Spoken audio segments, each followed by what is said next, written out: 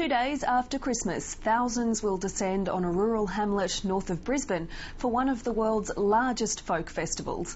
Music industry commentators say Woodford is now regarded as the international benchmark for similar events around the world. Kathy McLeish explains. In 1987, the first Mullaney Folk Festival made its debut, and so did first-time organiser Bill Horrocks. It's all very relaxed and easygoing, no high-pressure stuff here. The festival was a little alternative. Around 20,000 people came, and there were challenges. It was a great event, but it's fair to say we didn't know what we were doing. It was probably a great event quite by accident. What the organisers lacked in experience, they made up for in enthusiasm and energy.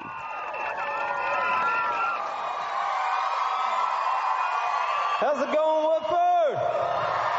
The renamed Woodford Folk Festival has grown into one of the largest folk festivals in the world. Around 120,000 festival goers take part in the 6-day musical and cultural event every year. This year it celebrates its 25th anniversary and it's become an institution. This is the greatest festival of its kind anywhere in Australia. It's a festival that supports more than 3,000 artists in 2,000 performances across 20 venues over the next 6 days. But it wasn't always that way for festivals in Australia.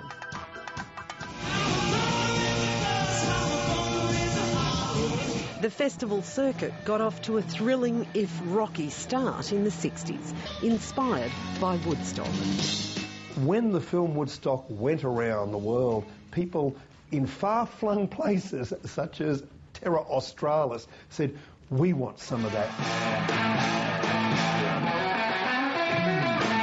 Music historian Glenn A. Baker says Australians joined the party in the late 60s with Orimba, followed by Wallacia, Mulwala and the Sunbury festivals in the 70s.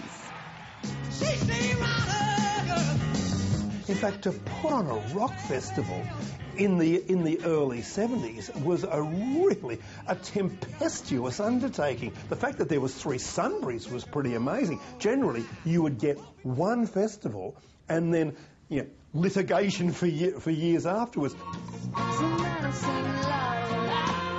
The fact that something could last for 25 years and be warmly received and, sort of revered and people would bring their children to it and all that was not ever going to happen, seemingly, back then.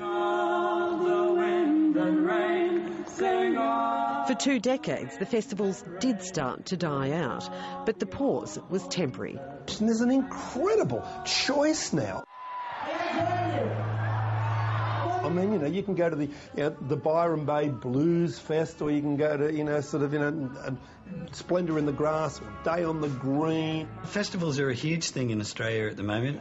So what's Iggy doing? Matt Coyte is editor-in-chief of Rolling Stone magazine Australia.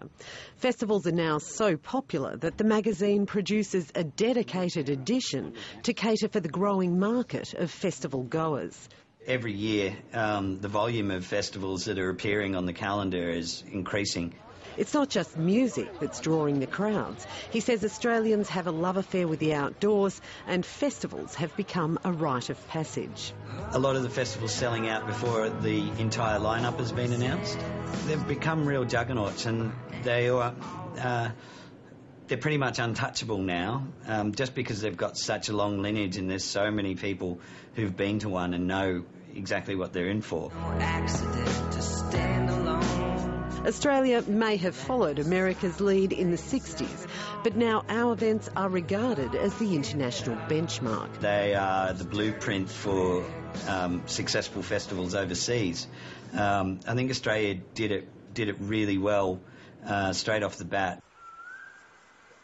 Woodford was the first Australian festival to buy its own land and still only one of a handful in the world to have a permanent home. I think that's given an edge that we didn't probably understand ourselves when we purchased the land in the first place.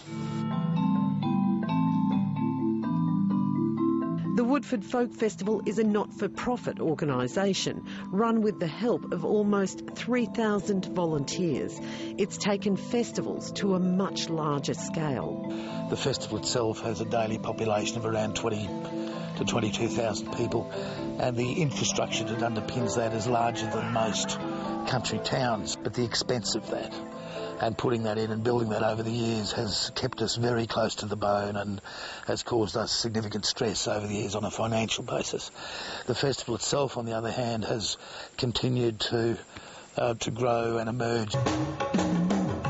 Woodford's audience crosses 3 generations and 70% are repeat visitors. But there were certainly milestones in our history. I remember 1999, 2000. We introduced 3 minutes of silence at 11:30 on New Year's Eve, and nobody thought it would work, and then the whole audience took it up.